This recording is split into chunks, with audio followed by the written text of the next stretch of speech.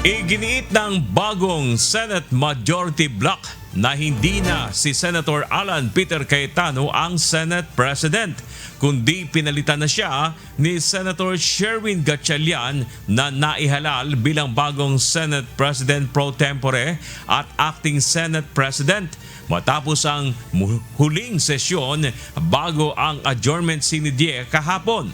Dahil sa pagdalo ng 12 miyembro ng Senado, opisyal na idineklara ang pagkakaroon ng quorum.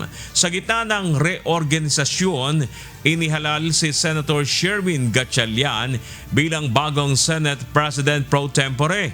Matapos ang kanyang panunumpa, kinilala rin siya bilang acting Senate President.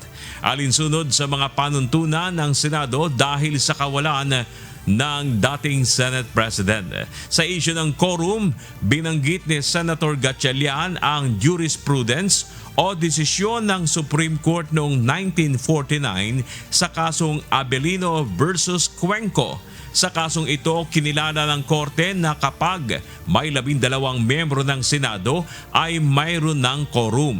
Ipinaliwanag dito na ang quorum ay maaaring ibatay sa mga aktwal na miyembrong narito sa bansa upang hindi mahadlangan ang serbisyo ng Senado. Sabi pa ni Senator Erwin Tulfo, sila na ang bagong majority sa Senado. Paliwanag nito, lumalabas na 22 lamang sila sa ngayon dahil hindi nakasama sa bilang sina Senators Ronald Bato de la Rosa at Jinggoy Estrada. Of course, yes, because the new majority, there's 12 of us.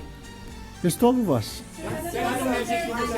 And then another thing, did you hear Senator Cheese abstained? Hindi naman ah.